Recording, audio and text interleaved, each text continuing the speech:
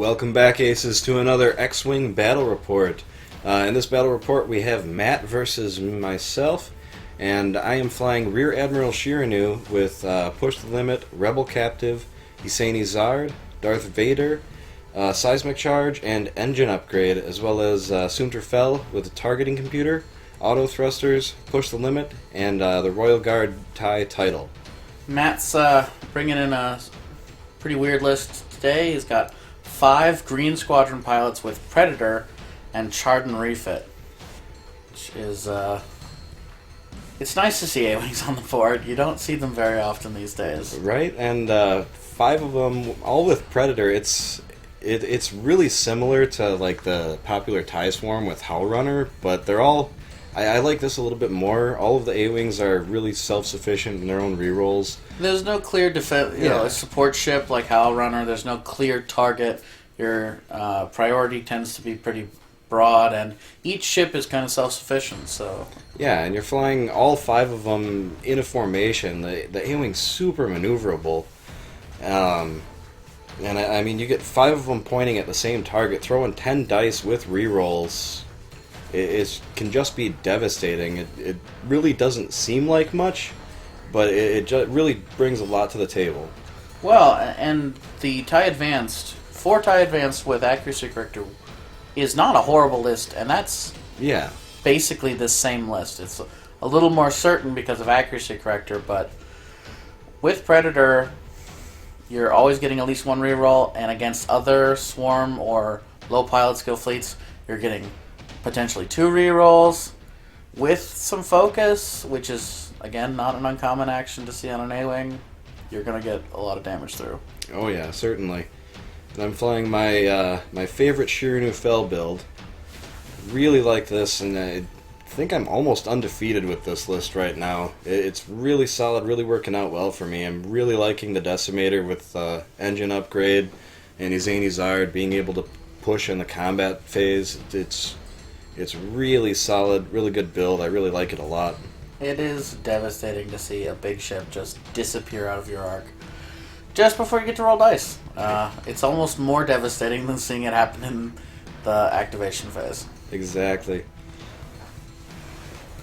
And definitely a big aspect of this game is morale. How you take the shifts in a game's flow is definitely a huge contributing factor in whether or not you win or lose. Most certainly.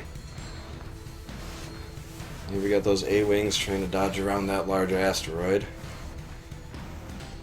I think here Matt might have wanted to boost forward with that first ship in order to allow this A-Wing here to complete its maneuver, but Still looks like he's off the asteroid, though. which is really the biggest point. Yeah. Definitely don't want to be on an asteroid, especially as an A-Wing. Any damage is painful. Yeah, Matt is experienced against my Chiraneau build, and I think he's really counting on that boost quite a bit, trying to line up his A-Wings as best he can. I think that's another great thing about it, because even if you can't get out of arc, the fact that you're forcing your opponent to use the boost instead of taking another action like evade or focus or target lock, huge benefit for you. Yeah. The Decimator doesn't really care as much as the other ships, doesn't really have a lot of the actions that the other ships can take, but certainly makes a difference. And here I think I'm debating if I want to use that boost or not. I mean, I might be able to get out of range of 1 or 2 of them. See what happens. Well, getting out of range of... I think the thing about this fleet that it only really works is if most of the ships can fire at a single target. Yeah. So being able to get out of range of 1 or 2 of them really does hamper this fleet's ability to deal damage. And having all 5 of those A-Wings shoot at the Decimator at once, I mean, it's not going to kill it, but it's certainly going to put me in a bad position. Well, it's not unreasonable to think that would be 10 damage, you know. Yeah. 5 A-Wings shooting 2 dice with a reroll and potentially dice mods, you're looking at some damage. Oh yeah. And this is the worst feeling fighting against a fella, seeing that ship just vanish out of your arc. It's... That range 1 arc dodge. Oh, it's painful. It's really painful. And now Fel has that range 1 shot. He has some dice modifications. You have no shot. And you spent your action trying to get some arc. So it's really demoralizing. So I think we just saw the shields go away from Fel's attack. And now from downtown Chiraneau. Spending that target lock. Getting a few through. And looks like he blanks a dice. Losing a ship this early is, especially really maneuverable ship like the A-Wing, that's unfortunate. Yeah, I think we're seeing some of that plink damage. Oh yeah. Just really getting a couple in at a time, trying to make full use of my 1 evade dice. That is something about chasing a decimator. You're never really afraid of what range it's at. Yeah. For getting damage through. I really like the A-Wing's dial, especially with that 5 forward green. I mean, especially when you're coming off of a K-turn, it really feels like you have a lot more options. It's really huge to be able to just blast away like that. You know, you have a stress on you, and suddenly you're huge distance across the board. You have actions now. I think it's a tremendous benefit to the dial. It was a devastating seismic charge. Yeah, bombs once again playing a role. I think Matt forgot that I had it there. And it looks like all of them are in range of the seismic charge. Yep, we just threw it down for the camera there. We pre-measured it, and all of them are going to be in range. That is devastating. Taking out 4 shields, it's a big deal. 2 points well spent. I think from here on, I mean, those A-Wings have no tolerance for damage. Normally that 1 shield is really a huge boost to their life expectancy compared to other lower hit point ships like the TIE Fighter. So losing that shield this early and without any effort on your part, really, really bad for Matt. Yep. And Fel taking his time turning around. I kind of expected him to split his fleet a little bit and just chase with just a couple of the A-Wings and split maybe 2 or 3 off at Fel right away. But I don't think he made a mistake in focusing on the Devastator here. Yeah, I think you have to, against these kinds of builds, you really have to put your entire fleet, focus on one of the 2 targets, and just kill it as fast as you can, and then turn towards the other one. Yep. Especially a ship like the Chiraneau, you cannot leave him alone for a second. And Chiraneau does get all the hot dice from me. Well, and with Vader, you can't leave that hull value alone, so that Vader becomes an attractive option. You have to make it a choice. You have to make it a conscious decision to sacrifice your continued survivability in exchange for getting that damage out. And the only way you're going to do this is if you have consistent, focused firepower. Yeah, going into this fight, I didn't expect to use Vader a lot. I mean, when you're fighting a swarm, when you have Vader, it's nice if you don't really have any hits on you and you can just take out a ship. But here, going against 4 now of those A-Wings, really trying to conserve as much damage on him as possible, and not as survivable as Chiraneau is. You can't take 4 A-Wings for too much longer. And I think Matt really wishes that that 1 A-Wing could have fit close enough to boost into straight on with the board edge, just so he could potentially have more shots on. At this stage, you really need every ship to be able to fire. And it looks like he might still have arc, maybe on the back corner. It's hard to tell with the ship in the way. He might have it. Of course, that's if the ship can boost. Yep. Which, sadly, it cannot. That would have been Very devastating move. Would have been really annoying. Yeah, not only did I not get the boost off, but now Matt knows almost exactly where that Decimator has to go next turn. Oof, looks like some damage got through. One crit through.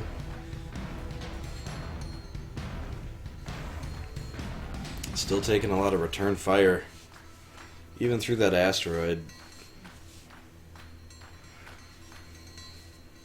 I think that Rebel Captive is also playing a role, although Matt has really been good about trading off which ship is firing, so that those lovely greens on that A-wing dial can fully bring all the ships up to action economy. So yeah, the Rebel Captive is not as effective when you have multiple ships at the same pilot skill. You can really pick and choose who's gonna and plan ahead for who's gonna have that stress. It really helps out a lot. And here we can see the usefulness of Predator. You know, just that one reroll, you're still pretty doing a lot of consistent damage. Oh yeah.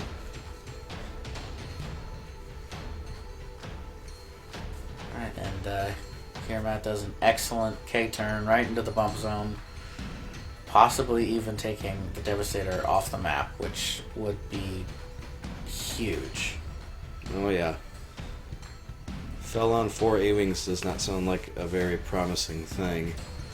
And that's a big benefit of this list is it has some elite abilities, and then it has some dice rerolls, and it has it's a little higher pilot skill than your normal swarm fleet. Yeah. But it's still a swarm fleet. It still can use that bump strategy, which is pretty nice. Oh yeah.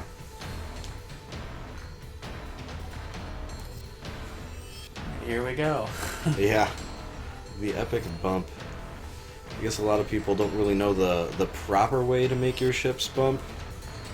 And I think is it in the tournament FAQ or is it in the regular rules FAQ where they explain it a little bit more? I believe than it's in the regular FAQ.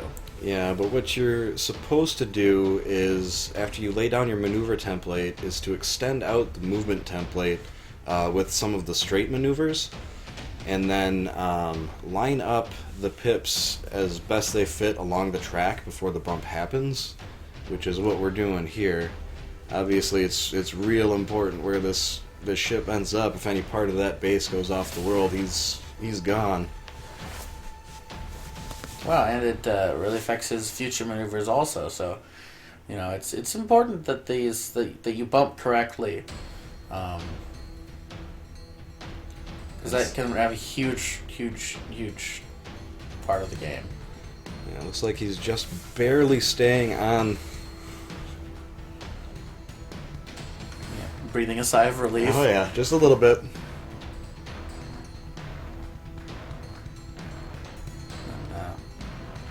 Fel comes charging in. Yep, hoping to be relevant again, save his buddy. I think that's this is such a nice list in that you've got these two hugely threatening ships, but they're both so survivable that you could totally see this game in the reverse, where you know you spend 4 turns chasing Fel while Chiraneau regroups. Yeah, and yeah, that's a nice aspect of this list.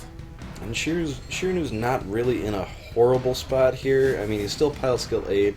Going against damaged A-wings, it looks like only 2 of them are going to have arc on them.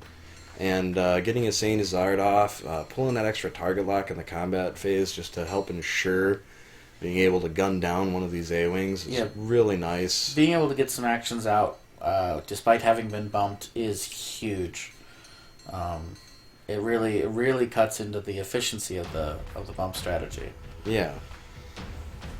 Looks like Matt blanked the dice, and that is double damage. It's a dead A-wing, which is not what Matt needs to be seeing right now. Nope. And Chiraneau's taking quite a pounding already. I think he's only down to I think 3 or 4 hull right now. Well, that's really Matt's only hope right now, is that he can kill Chiraneau in this next turn or so, and then maybe get some damage in on Fel and start working his way towards killing Fel as well. Yeah, and Fel's definitely going to be relevant in this fight, in this next round. This is going to be the big engagement for Fel, and looks like he's moving that A-Wing to try and bump Chiraneau again.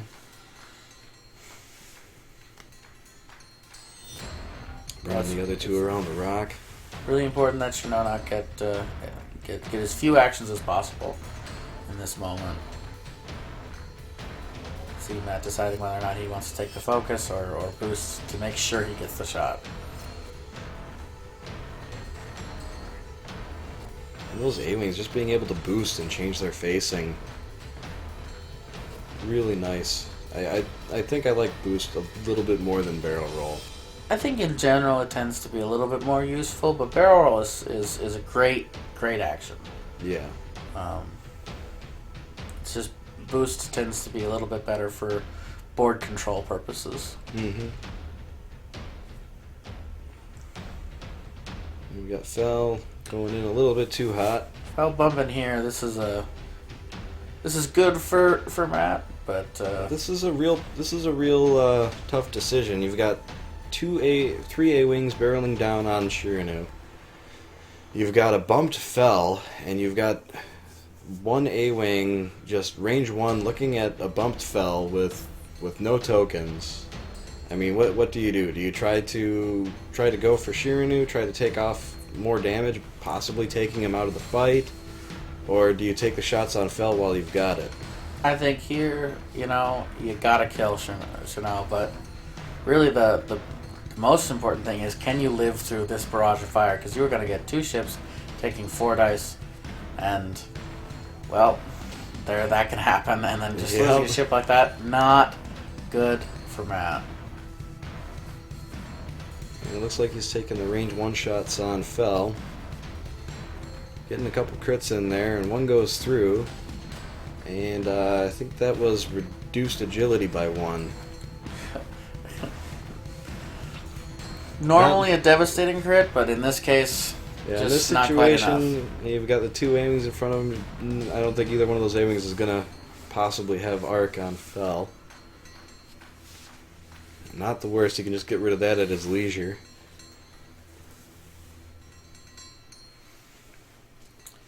Yeah, this is just demonstrates that, fragile ships, those green dice, they're really fickle. Mm-hmm. Fel being able to K-turn and get a free focus off of his stress. Really nice, and usually with the Fel PTL build, he doesn't do a whole lot of K-turning. Yeah.